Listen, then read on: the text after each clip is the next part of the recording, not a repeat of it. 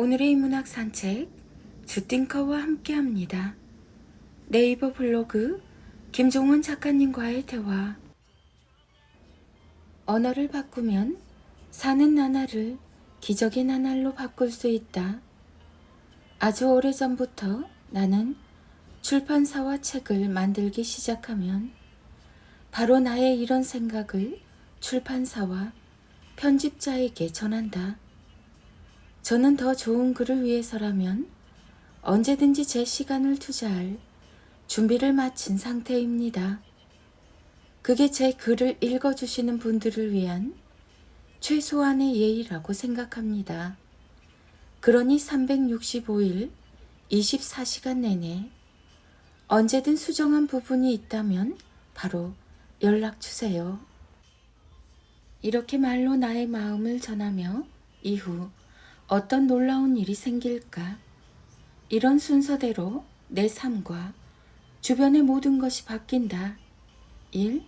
더 좋은 글에 모든 것을 바칠 수 있는 나와 같은 생각을 가진 출판사와 편집자를 만나게 된다. 2.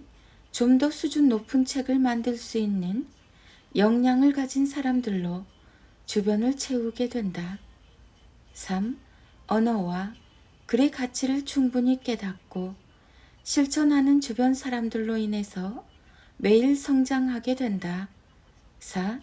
자신의 모든 시간을 일에 투자하지만 그게 전혀 일로 느껴지지 않아서 사는 게 행복한 나날을 반복하게 된다.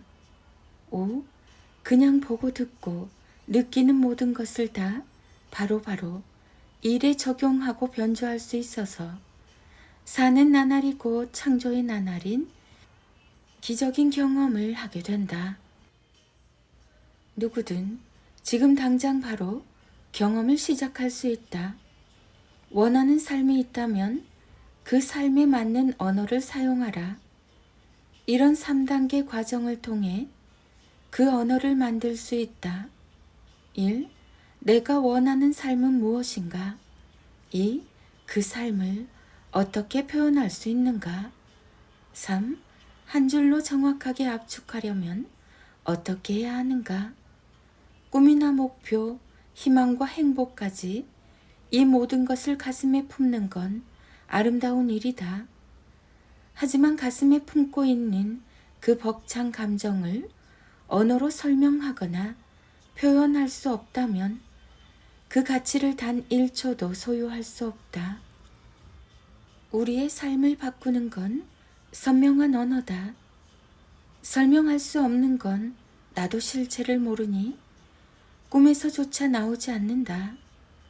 표현할 수 없는 건 그릴 수 없고 정할 수 없는 건 가질 수 없다. 무례한 사람을 만났다면 자신을 정중하게 대하라. 하루는 우체국에서 택배 박스를 구매하려고 한 남성 직원에게 최대한 정중한 음성으로 이렇게 말했다. 박스를 좀 구매할 수 있을까요? 당시 상황에 대해서 설명하면 이렇다. 안에 고객이 한 명도 없었다. 5명의 직원 모두 앉아 있었다. 하지만 그는 내게 거의 들리지도 않는 음성으로 내뱉듯 이렇게 말했다. 가서 번호표 뽑으세요. 기분은 나쁠 수 있지만 나는 당연히 번호표를 뽑는 것이 원칙이라고 생각해서 아무도 없지만 굳이 번호표를 뽑고 다시 그 직원 앞에 섰다. 그렇게 박스를 받고 주소를 적고 있는데 여성 고객 한 명이 들어와 그 직원에게 나와 같은 말을 하는 것이었다. 박스를 좀 구매할 수 있을까요?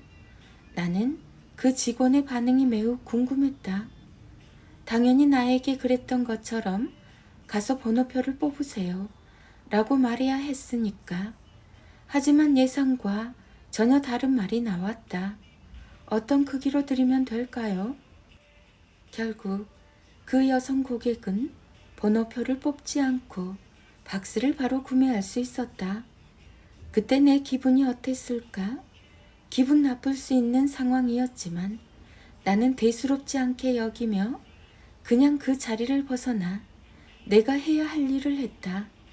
이유는 간단하다.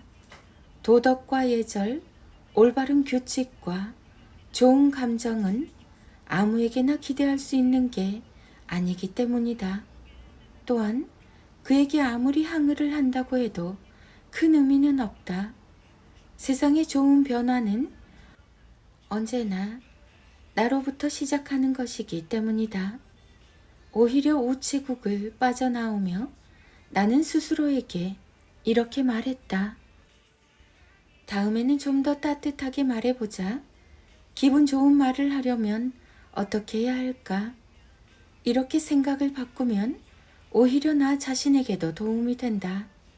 좀 더 수준 높고 아름다운 말을 할 수 있게 되니까 무례한 사람을 만났을 때 분노하거나 화를 내기보다는 나 자신을 정중하게 대하며 스스로를 나아지게 하는 게 좋다. 내가 나아지면 모든 게 나아지는 거니까. 누구보다 탄탄한 인생을 사는 법.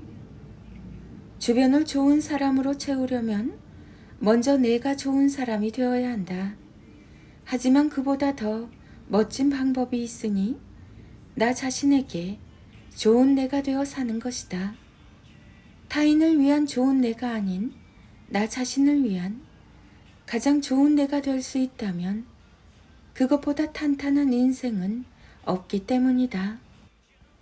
부모에게 이런 말로 사랑받고 자란 아이는 평생 친구 관계로 고민하지 않습니다.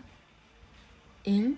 친한 사이라는 말이 마음대로 대해도 좋다는 걸 의미하는 건 아니야.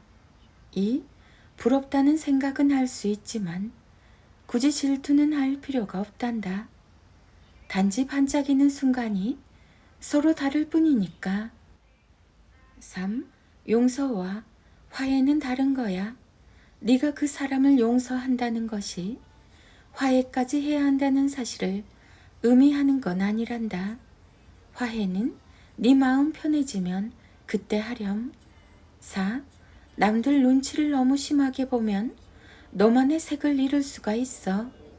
무엇보다 자신을 지키는 게 중요해. 5. 고맙다는 말을 하지 않고 살면 고마운 사람을 자꾸 잃게 되는 거야. 고맙다는 말과 사랑한다는 말은 너 자신을 위해서 필요한 거란다. 6. 세상의 모두에게 좋은 사람은 없어. 각자 서로에게 잘 맞는 사람이 있지. 그 한 사람을 찾으면 인생이 행복해져. 7.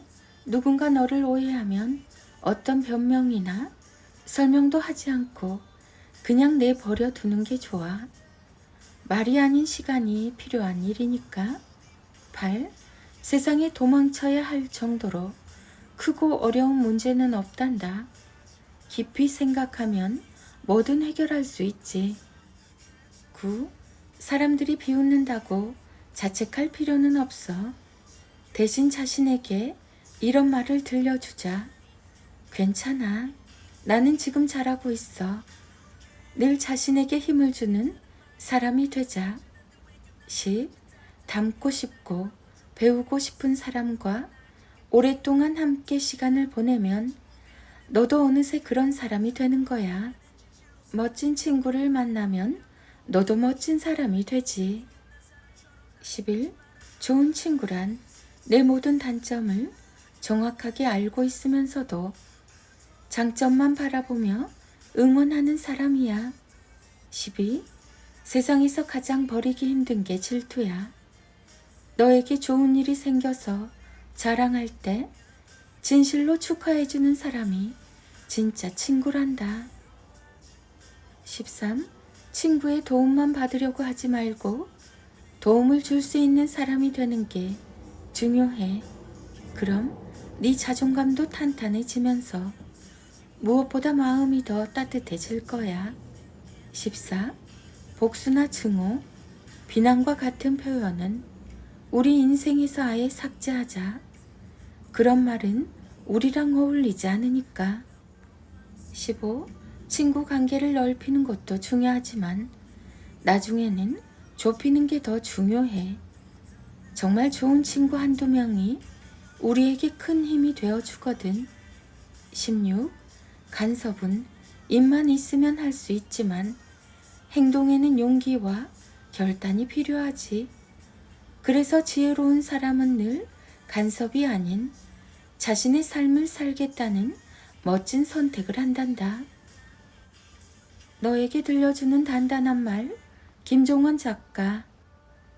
김종원 작가, 육아, 육아맘, 육아 스타그램, 청소년, 책, 육아, 홈스쿨링, 초등학생, 중학생, 사춘기, 친구, 관계, 필사, 너에게 들려주는 단단한 말.